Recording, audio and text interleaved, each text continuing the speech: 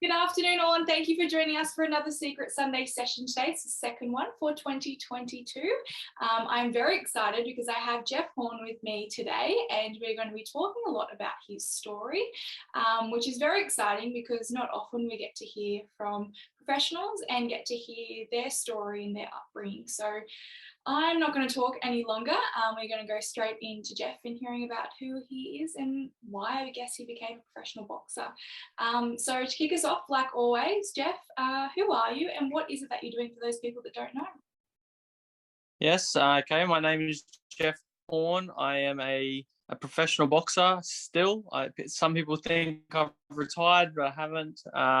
But yeah, I'm an anti-bullying ambassador as well. So we have a charity called BullyProof Australia where we run programs in schools and around the place to try and combat bullying as much as we can. Amazing. So looking at your charity and that organisation, why did you decide to align with them? I think it was just the right fit. I'd been through it pretty bad, I feel like, which is what probably pushed me into boxing in the first place. And I just felt like, it was just the right alignment and the right timing that they came to me, and I knew how much they were doing, and I knew how much Glenn had done for me, and I was like, I've got to put these people together and help, like, to get it up and running and a bigger thing than whatever the guy had even imagined. So we're trying to change everyone's life in Australia. That's awesome. And don't mind me asking a bit about your bullying experience. Was it during school? Yeah, I reckon my probably worst years of bullying were probably grade 8 to 10, I think. But by about grade 10, I think it had kind of slightly settled down, but I probably still had some bad incidents in there. But grade 11 and grade 12 were fine. But it was, the early years of high school in a big school that I didn't know anyone in the very beginning very well. And I had a couple of older siblings in the school, my sisters. And I just wasn't treated very nicely at the very beginning. Yeah. Did you find that impacted your life quite majorly? Yeah, I guess at that point in my life anyway, it did. Like I felt kind of useless, and I wasn't getting very many compliments at all, and getting very put down by a lot of people. So I was like, what's the point? I felt some days like, what's the point of this? And wasn't having very much fun. So that's kind of what it was like for me in school. So I know how a lot of kids are feeling going through it. And I don't think mine was nowhere near as bad as what some are going through now with the amount social media has taken over our lives. Oh, for sure. I can definitely agree with that. Do you think bullying now, unfortunately, is a common experience for young people? Yeah, definitely. I think it is the pandemic that we're trying to stop more than anything. It's happening everywhere, and it's growing larger and larger. And unless kids know how to deal with it and get given some confidence themselves, because sometimes it's the ones that are not confident are the ones that are bullying people in the first place, to get that recognition and to make themselves feel good. And that's not how we want kids to kind of be living, because it normally puts down another kid, and then they have those bad thoughts and possibly hurting themselves. Mm. And we look at bullying, and there's so much advocacy in this space to really push for change. Why do you think nothing is changing there? I think the government are trying. They're trying to change it. I guess it's step by step. They're trying all different things of what they can do, and uh, I, it's really hard to find out exactly what pinpointing and reducing the problem, because it's such a complex problem with bullying. It's social, it's physical, it's a lot of things to do with kids and how they're brought up. It's got a lot to do with parents, and there's just so many things that have to do with it. So it's a hard thing to kind of put your finger on, and the government, I guess, are trying to put things together to try and help. And well, hopefully something comes along soon. Hopefully it's the AMATA program can help out a lot. Awesome. And in your experience, did you find confidence was a big factor for you as well? Oh, definitely. I had very, very little confidence in school, that's for sure. But once I started doing my martial arts and boxing after school, that's when my confidence kind of started soaring, and and when I was doing well in sports and the end of high school, so that made my confidence go up a lot more too, and I started getting more respect from others, and so it's all about just doing something physical or doing something that you're good at that makes you feel good, and then that normally gives you confidence, and that's what we've got to do for the kids, and give them something that is going to just keep giving them confidence. Amazing. And talk me through that transition period because I understand that you also were a school teacher. So when did you decide that you want to be a professional boxer?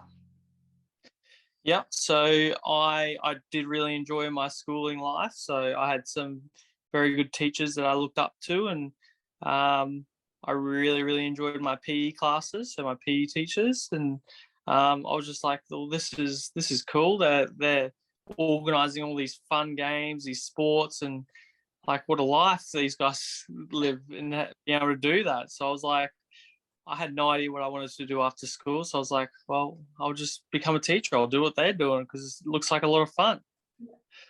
Awesome. And then, so doing boxing, was that sort of still a side gig for you?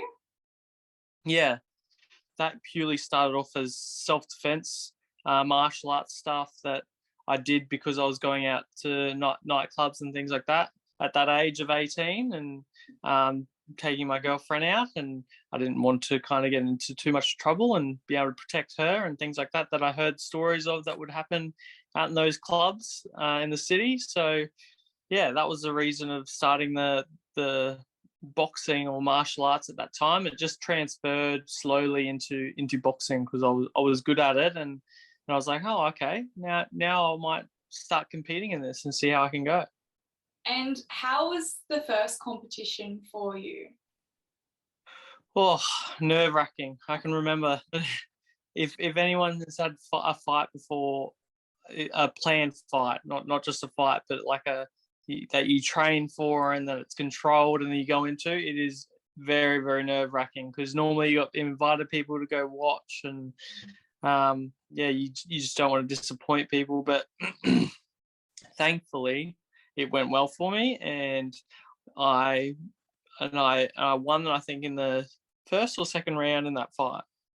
Wow.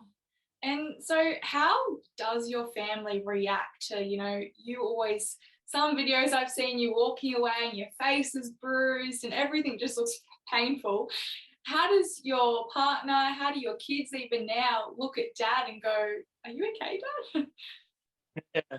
Look, my wife kind of had to deal with it earlier, and she just kind of pretty much grew up with it because I knew her from high school, so she knew that I'd get knocked around a bit and bruises and this and that, and I'd be fine a week or two later.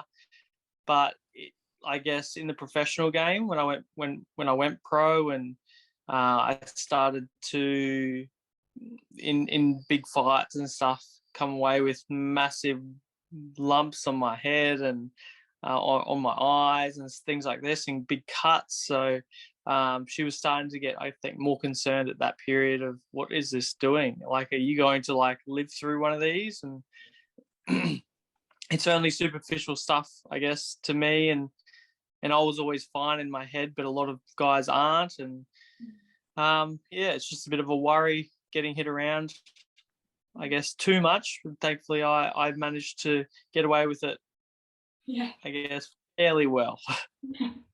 Do you think it's definitely a sport where you have to have that mental toughness? Like it's not all about the physical? Oh, 100%. Like half, I reckon half or more. If you don't have, you can have all the physical ability in the world.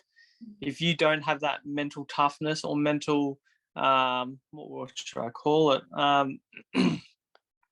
Uh, so to be able to get through the fear of actually getting in the ring, one, and then the actual discipline to keep training and turning up to training every day that you need to get the work done that you need to get ready for.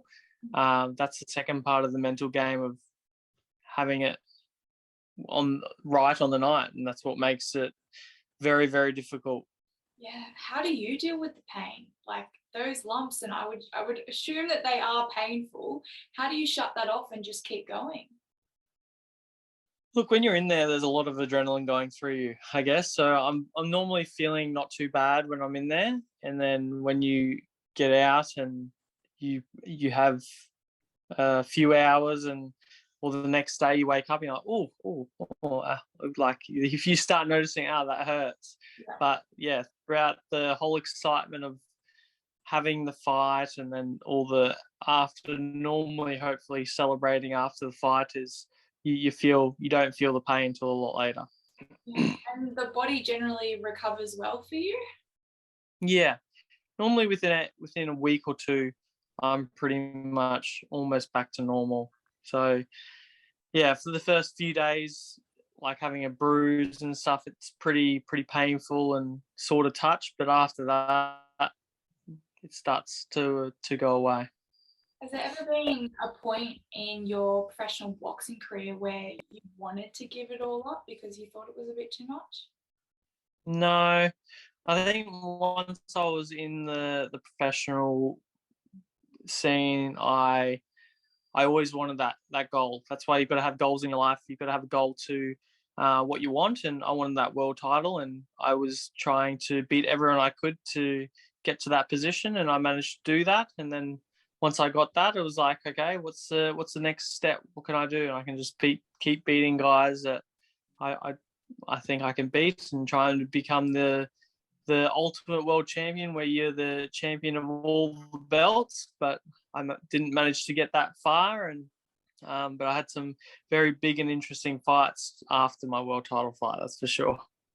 Yeah, a lot of the videos are very interesting. I honestly don't know how you do it. My hat goes off to you because there's a certain toughness, as you said, physical and mental strength that you would need to get into that ring. How does it feel when someone challenges you? Because I always get very interested to know when someone does a press conference or a media conference, they post something and say, I want to take on Jeff Horn. How do you feel in that experience, and what is normally your steps? And do you go into training straight away? Yeah, well, normally, I guess a lot has been done. Like, you might hear the rumors of this person wanting to fight you, and you're like, okay, like, does it benefit me in any way of having a fight with this person? Like, because normally you're looking at a certain goal, which is what everyone should be striving to in life, is where do I want to be? And that's why I took every fight that I did, is because there was a reason for it. And I had to keep making uh, a goal to strive for, and that's why I took the fights.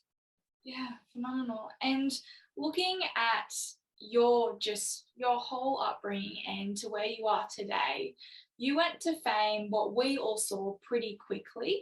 How was that experience when you kind of went from probably school teacher just in Queensland doing his thing, then all of a sudden you've become this famous professional boxer that everyone is talking about? How was the fame side of things for you? That was something that I had never prepared myself for. That's for sure. That, like I I always thought of becoming a world champion, but you think of the massive fights and things that you might be having, and but what I didn't think of is the outside fame. I guess when you just walk around in your natural normal life, yet you can't have a normal life because people want to talk to you and see you and know who you are and go, oh, what are you doing? And that's the part there I was like, wow, I just hadn't realized that this is what it was going to be like. So I guess that was interesting, and it took a long time. Well, I handled it pretty well, but I can understand how frustrating it can be for some people, especially the super famous out there.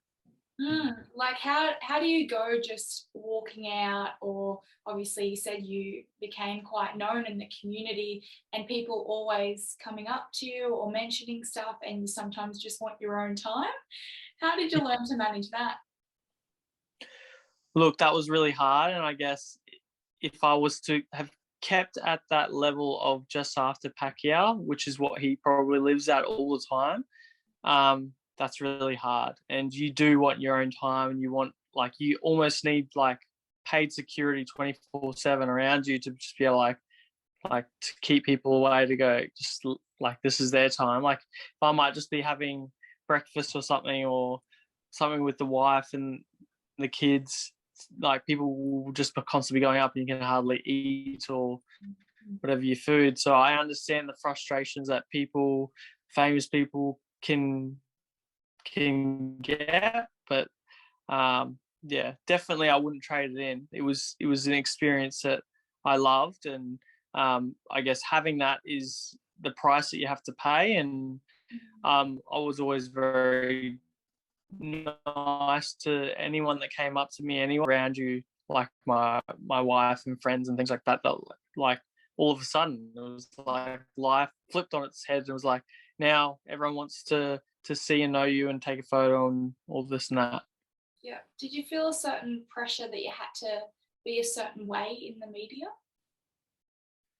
No, well, see, I never, like, I just was like, I'll just be myself. It's the easiest thing, I guess, to be yourself, and that's all I ever did. And I didn't want to try and put on an act so that I have to hold it all the time, because that's almost impossible. That's when you get people that just get angry and don't want people around, because yeah, they just can't hold that up. So yeah, it was, yeah, I just be myself Yeah. and say hello and greet people.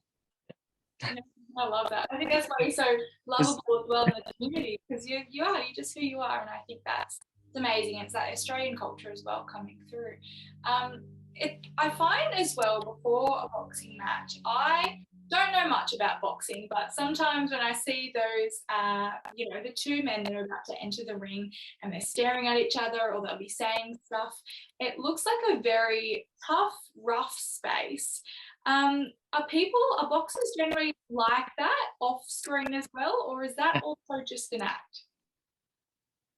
I think it's a bit of both. I think there's probably a 50-50 there, or I think a lot of it can be put on, but then a lot of it can be real as well. Yeah. So I had at least once where it was probably more real and more frustrating to fight someone because they actually disliked you. But most of the time it was just competition, and I was there to win. Yeah. So at the end of the day, do you generally all want to be mates? I don't know if it's like you want to be good friends with the person, but you want it, like, you have respect for them anyway. That's the main thing. You have respect for the person and what they can do, and I'll easily shake their hand at the end of it and say well done, and till next time, if there is a next time, or we will good luck for your future. But nothing. I don't feel any normally malice to an opponent at all. Amazing. And then let's talk a little bit about your Olympic journey.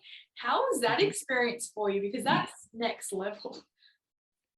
Yes, that was the highest level that you could achieve in the amateur boxing, even though I say amateur because you have to be a professional doing that as well. And it was very, very hard, and it took a lot of time and energy to get that good to be able to go to the Olympics. There was a lot of overseas trips to different countries, living out of a suitcase, traveling to a country, hardly unpacking your bags, and then you've got to fight against someone in that country basically that day, and then you recover, and then you're off to another country fighting someone else. It was crazy. It was very, very busy, and I respect those guys and having to just be ready to fight all the time.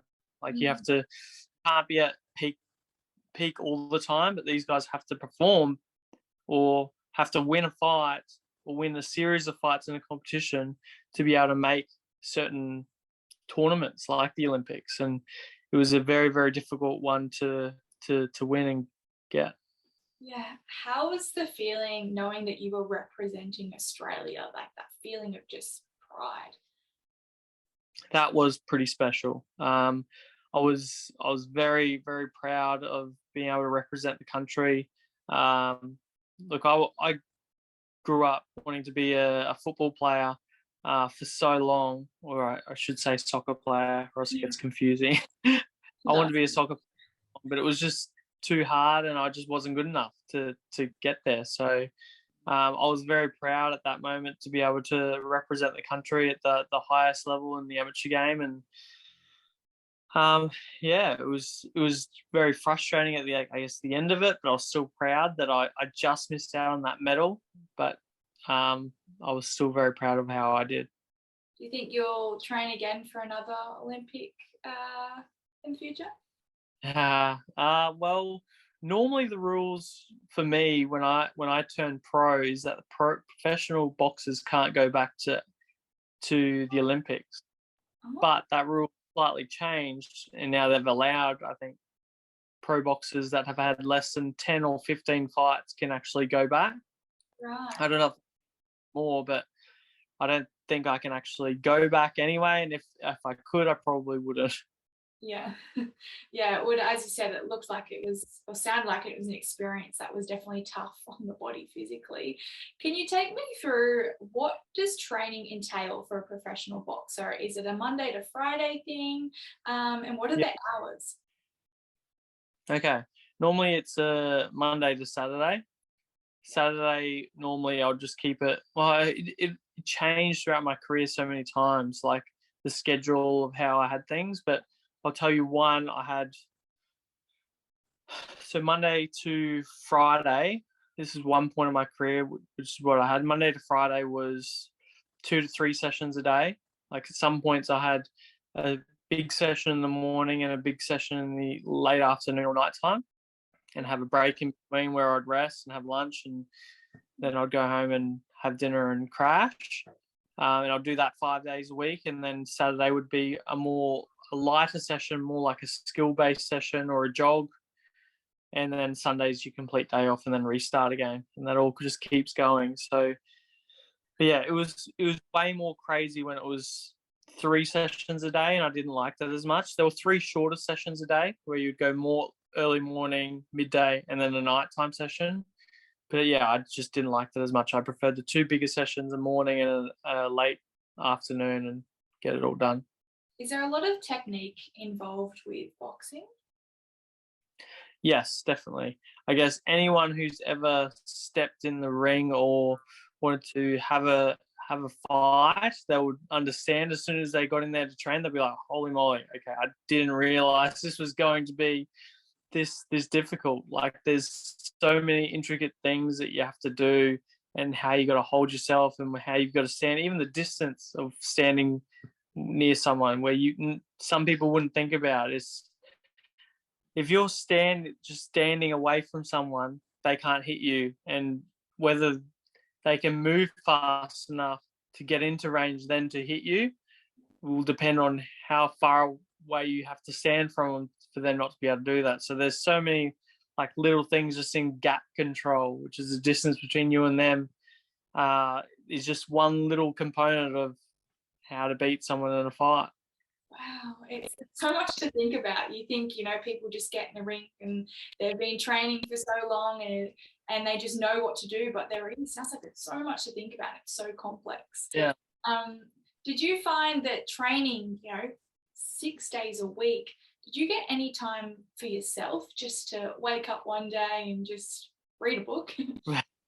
Yeah, look, early on, like around that young adult life, it was pretty hectic, to be honest. It was I was doing a university degree as well for teaching, so I was doing that, and that was a few sessions throughout the day that I would have to go to university. I'd be training in the morning. Well, early on in the morning, actually, I was working. I was doing before and after school childcare, so I was going and doing that. And then I'd have to fit training in, and then I'd have to go to a lecture or a tutor, and then in the afternoon, I'd possibly have to work again and then go to training. So it was crazy, crazy time of my life where I was just very busy. Yeah. So, yeah. Play a toll on your mental health, knowing that you didn't have spare time? Uh, I guess night times, I guess I still had free occasionally, and you got to kind of have that as well. You got to have points in your schedule that you have to plan for, just rest, relax, and do things that you find fun. Because if you're not, and you're not enjoying life, just training, then it's all going to go downhill. So you've got to make sure you've got balance across your life, and that's enjoying it as much as you can, doing the things that you love. Yeah. And is that harder now with a family as well, that you're trying to have time with them as well as work on your professional career? Yeah, that's a lot more difficult. But lately, I haven't fought for just over a year now, so that's just ticked over. So it's going to be very, very difficult to get back in the ring if I'm going to decide to do so. But Yeah. I'm very much enjoying like spending days with them, and watching the kids grow up, and Mhm. yeah, that's super cool to be able to do. Not many people are able to do that these days, so I'm just really lapping that up. Yeah. And talking about potentially going back into the ring, is there any thoughts around getting back into the ring in the near future?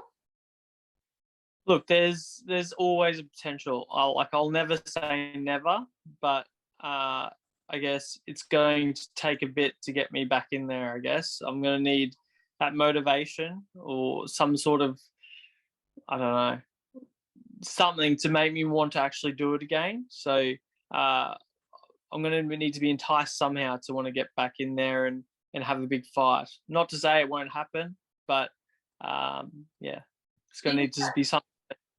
yeah, do you think that that's why people think that you've retired because you've had such a long break? Definitely, definitely. That's why people, because I guess my name has been not spoken about. I guess it's not. It was all the time mentioned in boxing forums and boxing pages and on the news and things like that. And now, because like a year, I've had basically nothing, none of that. Mm. People are like, okay, so he's retired. He's gone. I'm not technically, but yeah, I'm definitely enjoying not having to deal with the pressures that I used to have to deal with. Yeah. Do you actually feel the pressure from the community when they talk about you or say, oh, he's retired and all this and all that? Do you feel like then you must get back into the ring?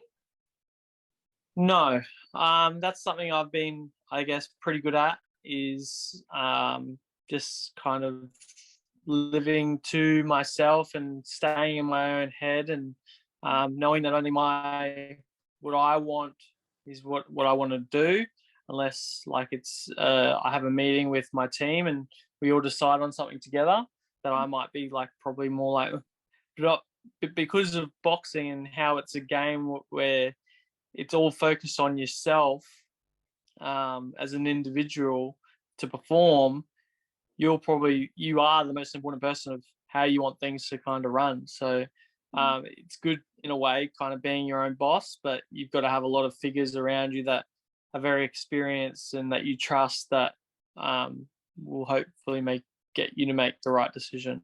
Mm. And do you think that that young child of yourself that's in year 8 is proud of the person that he is today? Oh, definitely. I'm proud now, I guess, of what I've accomplished so far, and but there's more to life, and I've done some great things, but I guess being able to have an impact in a lot of other people's lives with the anti-bullying scene, and being able to lift a lot of kids up and change lives in that way. That's the feel good stuff that I want now, and to be able to hear those stories of how we've changed lives like that. Yeah, that's phenomenal work, and you should be very proud of just that work that you can do in the community to be able to help young people or anyone that's going through bullying. It's tough. I think we all know that it can affect so many different people in so many different ways, but knowing that there's charities like yours out there that are really pushing for change and helping young people find confidence, I think is a really big key factor, as you said, for the bully and the victim in the situation. Yes, definitely. Yeah. Thank you. No, by all means. And where can people find your charity and support it and find ways, and even if they want to implement some things within their own organisations? BullyProof have a page, so if say people want to just Google BullyProof Australia, they can look that up. I know there's donations that people can to give however often they want, or however a lot or as little as they want monthly to get put into looking after kids in some way that are impacted by bullying. They can go there and help out. And I also just want to add quickly, how did you find fatherhood, and then also, I guess, teaching your kids how to be strong and be confident in a world that can be quite challenging? Yeah. Um, Look, I love being a dad. It's heaps of fun, but I guess it has its challenges as well. Uh, Look, I there hasn't been too much like in regards to teaching in that aspect because the kids aren't at school yet. So teaching that behavior with others, but you do when they're just playing on a playground equipment, or they're going out and playing with family members' kids or friends' kids and stuff, and just teaching them how you should kind of behave and treat someone. So, and always trying to get them to be polite and ask for something, not just snatching things off people. And there's just so many little things that you have to go, oh yeah, you actually have to teach these things.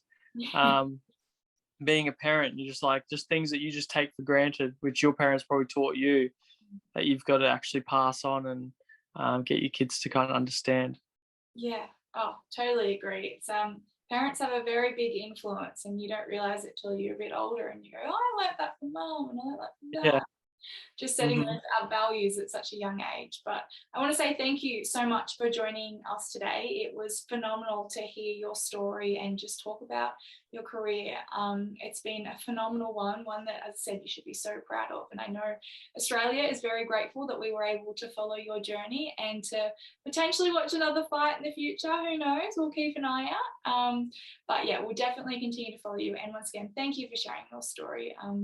So all we want to do is just start that conversation and help just break down that stigma around just sharing what everyone's been through, and know that you're doing a phenomenal job in your work as well. Thanks, Ashley. I appreciate the chat. And all the best for Great. yourself as well. Thank you. And thank you everyone else out there for watching in and listening to Jeff's story today. You've watched another Secret Sunday session to end off January for 2022. We'll catch you guys all next time.